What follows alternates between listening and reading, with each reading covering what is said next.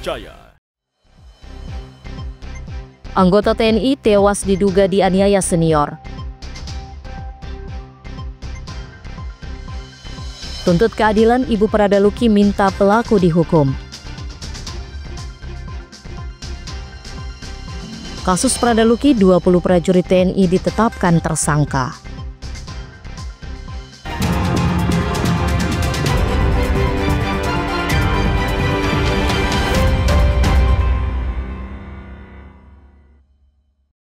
Halo saudara, apa kabar Anda hari ini? Kompas Plobomora kembali hadir di hadapan Anda. Selain 3 informasi utama tadi, tim redaksi kami telah menyiapkan sejumlah informasi penting dan inspiratif lainnya untuk Anda. Bersama saya, Karlin Wandari, kita jelang Kompas Plobomora di Kompas TV, independen, terpercaya.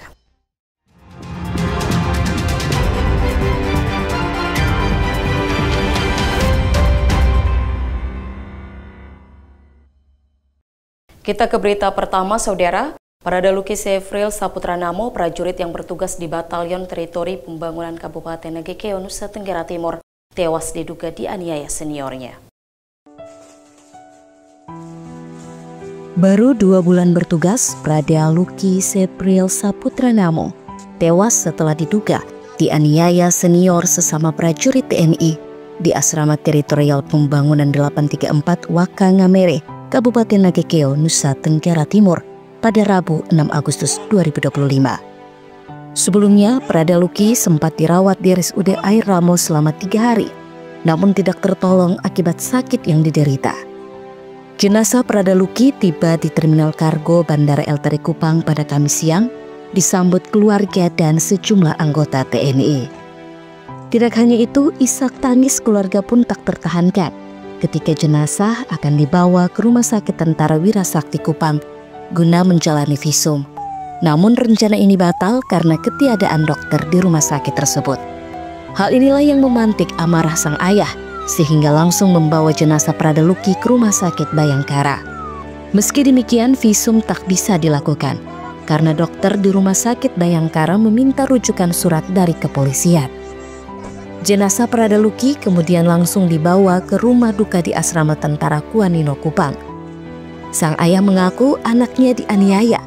Karena itu ia menuntut agar kasus ini diproses seadil-adilnya tanpa pandang bulu, sehingga tak ada lagi kejadian yang sama di tubuh institusi TNI. Keadilan harus ditegakkan.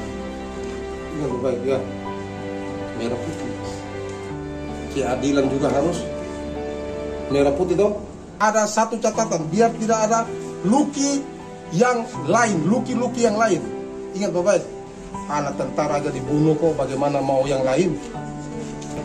Saya tidak punya kekuatan, tapi keadilan pasti Tuhan akan, jangankan manusia, Tuhan aja mendukung kok. Sementara itu, Komandan Peleton dari Kesatuan Pradaluki menyatakan pihaknya telah berusaha maksimal sejak awal Pradaluki dibawa ke rumah sakit. Jenazah Pradaluki juga telah divisum di RSUD Air Ramos Nagekeo.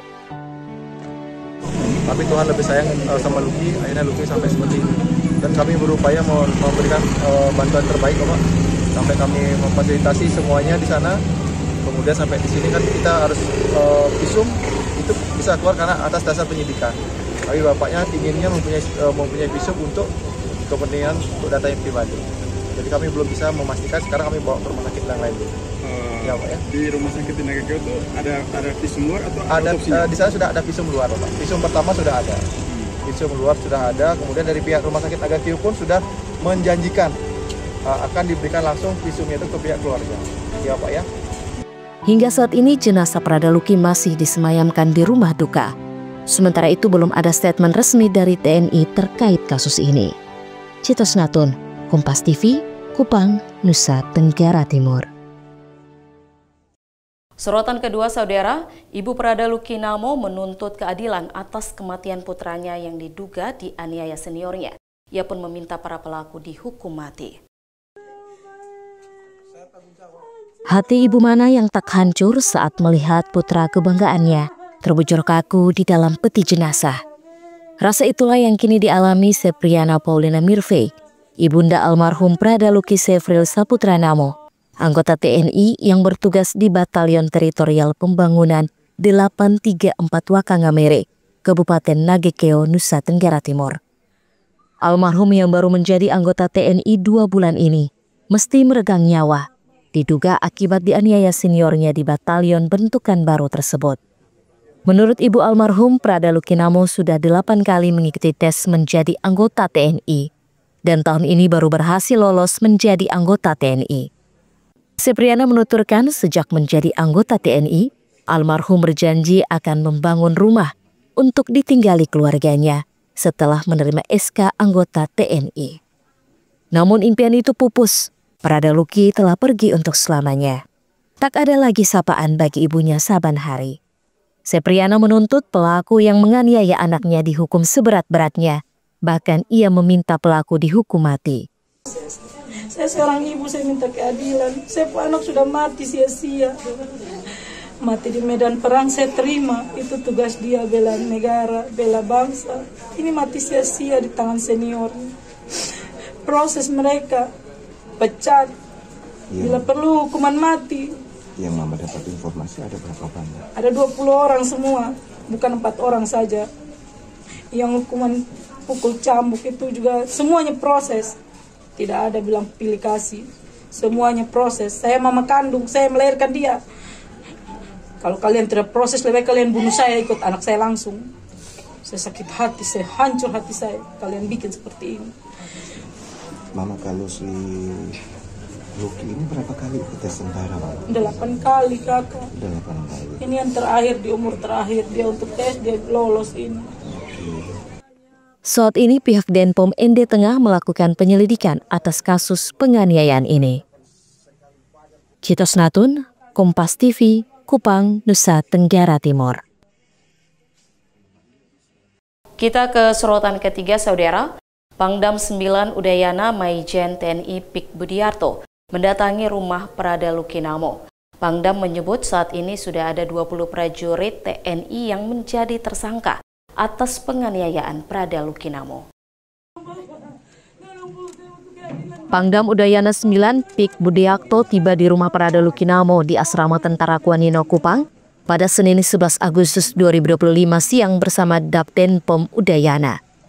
Pangdam menyebut berdasarkan penyelidikan tim investigasi, jumlah tersangka yang sebelumnya 4 prajurit menjadi 20 prajurit TNI, termasuk salah satunya seorang perwira TNI. Menurutnya TNI akan memproses kasus ini secara transparan dan mengedepankan keadilan bagi Prada Lukinamo tanpa pandang bulu. Seluruhnya 20 tersangka yang sudah ditahan dan kemudian akan ditindaklanjuti dengan pemeriksaan selanjutnya. Di antara 20 itu apakah ada perwira, Jenderal? Ada 1 orang perwira. Boleh tahu inisialnya, Jenderal? Nanti oleh penyidik yang akan menyampaikan. Dan selanjutnya proses ini sedang berlangsung dan saya secepatnya akan melaporkan pada pimpinan. Hingga saat ini tim investigasi masih terus melakukan penyelidikan. Sementara semua tersangka telah ditahan untuk menjalani pemeriksaan lanjutan. Citos Natun, Kompas TV, Kupang, Nusa Tenggara Timur. Jangan kemana-mana saudara, karena setelah jeda kami akan kembali dengan informasi menarik lainnya dalam Kompas Plobomora.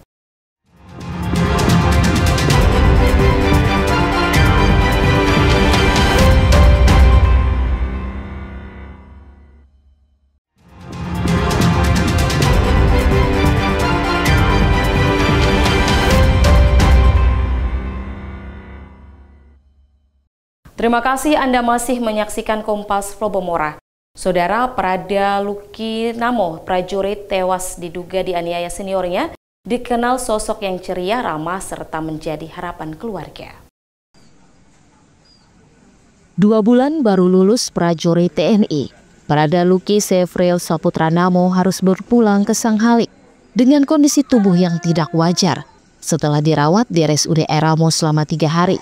Diduga tewas usai dianiaya seniornya di Batalion Teritorial Pembangunan 834 Wakangamere, Kabupaten Nagekeo. Jenazah Prada Luki kemudian dibawa ke rumah duka di Kupang pada Kamis 7 Agustus 2025 siang, yang disambut isak tangis keluarga. Di mata keluarga, sosok Prada Luki dikenal ceria, ramah, merangkul, serta tidak pernah bersuara kasar kepada kedua orang tua, kakak, dan adiknya. Anaknya mungkin terlalu ceria kakak. Terus untuk kesehariannya itu dia aktif baik di gereja, terus di lingkungan juga dia aktif, di keluarga juga apalagi. Jadi mereka tuh sayang dia sekali karena dia orangnya ramah, terus merangkul tuh, terus mudah berbau juga. Tidak pernah suara besar sama sekali itu anak tuh. Perjuangan untuk menggapai mimpinya sebagai Tentara Nasional Indonesia terbilang tidak mudah. 8 kali ia mengikuti seleksi dan dinyatakan lulus pada Februari 2025 lalu demi cita-citanya serta menjadi kebanggaan keluarga. Kenangan bersama almarhum membekas. Sebagai laki-laki pertama dalam keluarga, Parada Luki diharapkan kelak menjadi pelindung kepada ibu dan kedua adiknya yang masih kecil. Tidak hanya itu, Parada Luki juga sempat menjanjikan rumah baru bagi ibundanya. Tesnya itu 8 kali. Itu juga dia tes tuh bukan angkatan darat saja. Dia tes angkatan laut juga. Angkatan laut itu ada 2 kali. Dia tes Bintara dengan Tamtama. Itu dia tidak lulus. Habis itu dia tes sisanya itu yang angkatan darat. Yang terakhir kemarin itu yang dia lulus, yang pas di umur 22. Terus dia punya janji saya punya mama juga, dia bilang dia mau buat rumah. Itu dia punya janji dari awal sebelum jadi tentara. Dia bilang, mama nanti kalau saya dapat kerjaan, saya kasih buat mama rumah. Itu dia punya tujuan utama dari dulu. Kini semua impian Parada Luki untuk membahagiakan dan membanggakan keluarga sirna. Jenazah almarhum telah dimakamkan di pemakaman umum Kelurahan Air Nona pada Minggu 10 Agustus siang. Keluarga hanya berharap kasus ini segera dibuka secara terang benderang dan proses hukum seadil-adilnya bagi pelaku yang terlibat. Tim Liputan, Kompas TV, Kupang, Nusa Tenggara Timur.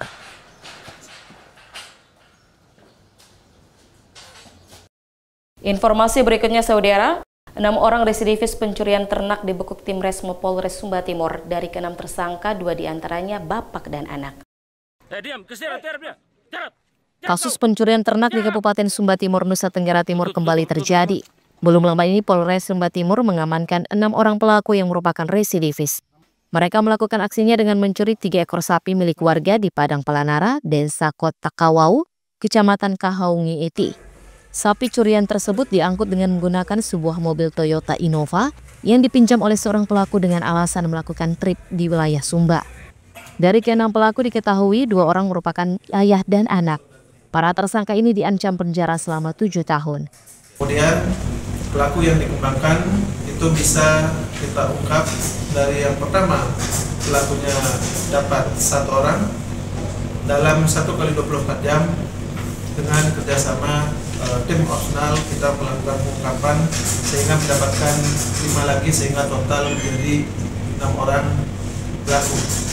Adapun para pelaku ini adalah merupakan residivis yang sudah pernah melakukan kegiatan tindak pidana pencurian pemberatan berkaitan tentang ternak. Dengan adanya pengungkapan kasus ini diharapkan angka pencurian ternak di Kabupaten Sumba Timur umumnya dapat diminimalisir. Andi M. Yusuf, Kompas TV, Kupang, Nusa Tenggara Timur. Penjualan bendera merah putih dan pernak-pernik marak dijual pedagang musiman Jalan Peringatan HUT RI ke-80. Pedagang mengaku sebagian warga mencari bukan bendera merah putih, melainkan bendera One Piece yang belakangan viral. Jelang Hari Raya Kemerdekaan Republik Indonesia ke-80, banyak penjual bendera musiman mulai terlihat di beberapa ruas jalan utama di Kota Kupang, Nusa Tenggara Timur.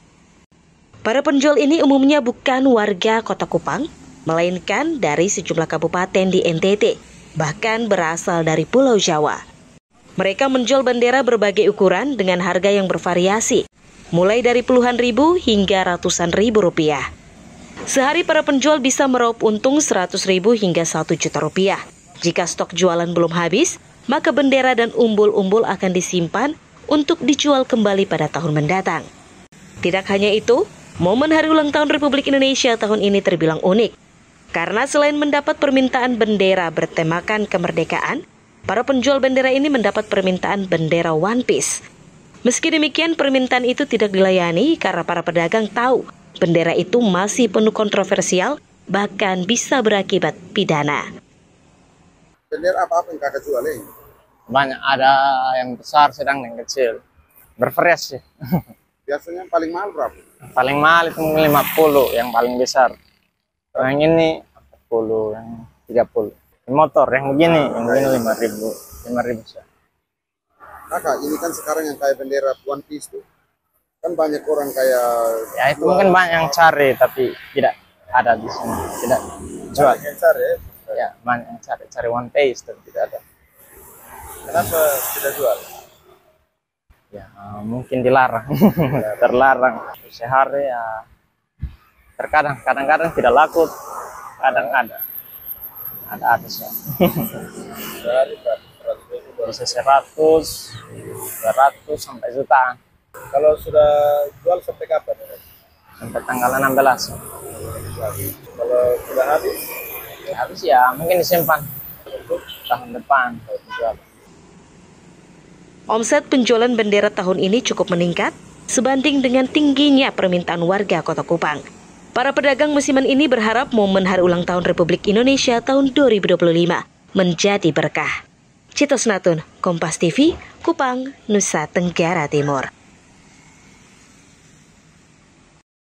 Baik saudara, usai jeda masih ada informasi menarik lainnya dalam Kompas Flobamora. Tetaplah bersama Kompas TV.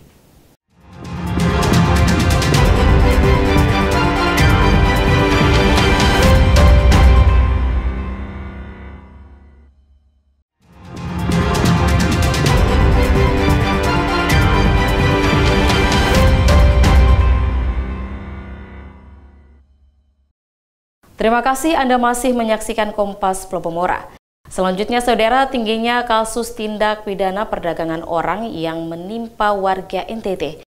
Kepala daerah bersama Kementerian Perlindungan Pekerja Migran Indonesia mendeklarasikan pencegahan dan pemberantasan di Kupang. Gubernur Nusa Tenggara Timur bersama 22 bupati dan wali kota seprovinsi NTT secara tegas mendeklarasikan gerakan menolak tindak perdagangan orang. Tak hanya para kepala daerah, deklarasi ini juga melibatkan aparat keamanan, LSM, tokoh agama, anak sekolah, dan para calon pekerja migran Indonesia. Gubernur Nusa Tenggara Timur juga berkomitmen untuk menindak tegas praktik tindak pidana perdagangan orang dan pekerja migran ilegal. Selain itu, pemerintah berupaya memfasilitasi para pekerja migran untuk mengasah kemampuan lewat balai latihan kerja yang disiapkan. Deklarasi bersama pencegahan dan pemberantasan penempatan pekerja migran Indonesia yang ilegal dan tindak pidana perdagangan orang. Isu ini merupakan isu yang selalu mewarnai Nusa Tenggara Timur. Kehadiran Pak Sekjen dan jajaran dari Kementerian TNI hari ini, Perlindungan TNI hari ini, adalah bagian dari komitmen dari pemerintah pusat bersama dengan kita semua dari NTT untuk memulai kerja besar agar isu ini bisa kita tuntaskan dari Nusa Tenggara Timur. Masalah pekerja migran Indonesia yang ilegal dan TPPO ini merupakan hak kemanusiaan yang terus terjaga. Provinsi NTT tercatat sebagai salah satu daerah yang korban PMI ilegal dan TPPO yang tinggi. Sekjen Kementerian Perlindungan Pekerja Migran Indonesia berharap seluruh pihak bersatu dan bersinergi menanggulangi tindak pidana pekerja migran Indonesia dan perdagangan orang.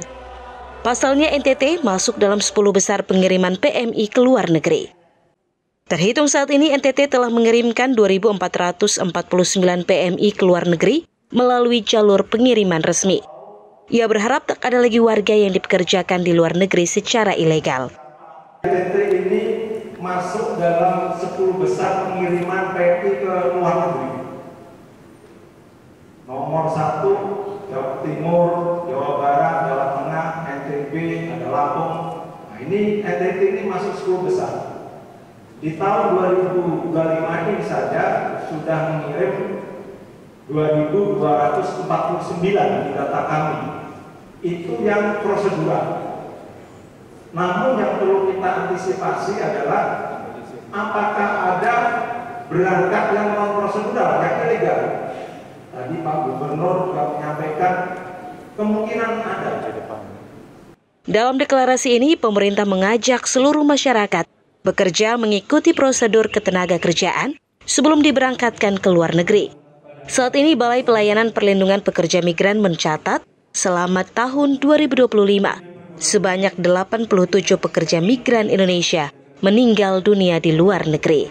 Citos Natun, Kompas TV, Kupang, Nusa Tenggara Timur.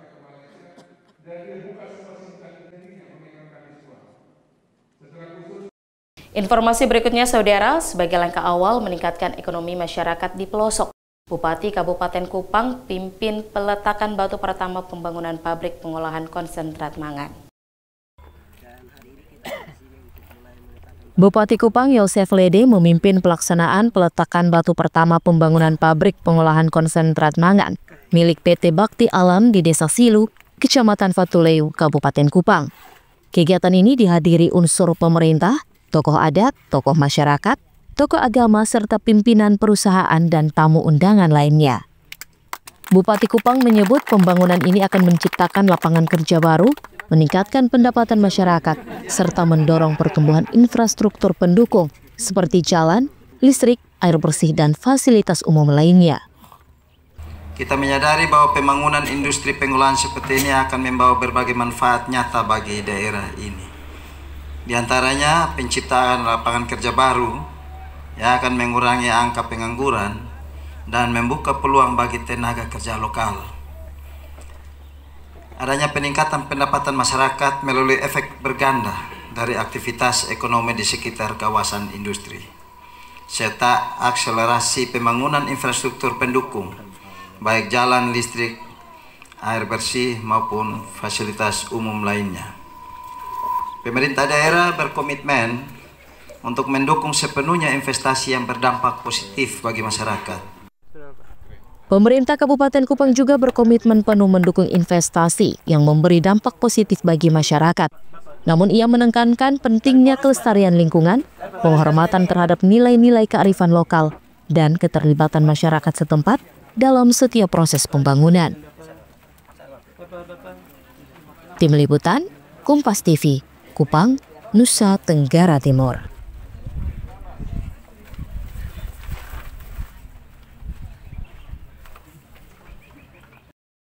Informasi berikutnya, Saudara, warga Desa Teba, Kecamatan Biboki Tanpah, Timur Tengah Utara, Nusa Tenggara Timur, bergotong royong melakukan pagar keliling dan bersihkan 2 sumber mata air. Masyarakat Desa Teba, Kecamatan Biboki Tanpah, Kabupaten Timur Tengah Utara, Nusa Tenggara Timur, bergotong royong merawat 2 sumber mata air, yakni mata air Oename dan sumber mata air Oe Haunaik.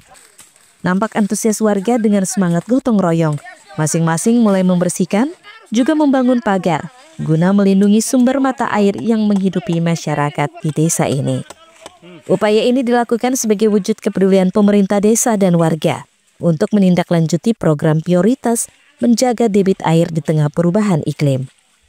Baik, kegiatan hari ini bagian dari tindak lanjut daripada penggunaan dana desa, yang mana tahun ini skala prioritas dari 7 prioritas, satunya itu adalah penguatan adaptif desa berkaitan dengan perubahan iklim.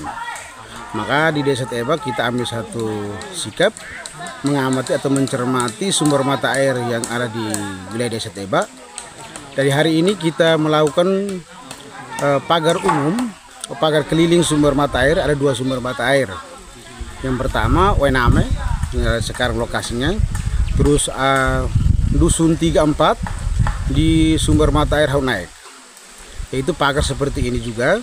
Sementara 1-2 di sumber mata air Oename.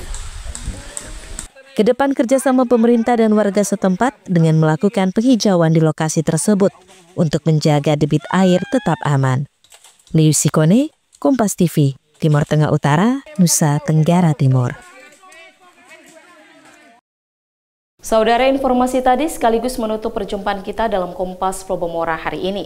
Tetaplah bersama Kompas TV, independen terpercaya. Kita akan segera bergabung dengan Kompas TV Jakarta untuk mengikuti acara selanjutnya. Saya Karolin Wulandari bersama seluruh kru Kompas TV Kupang pamit undur diri. Sampai jumpa.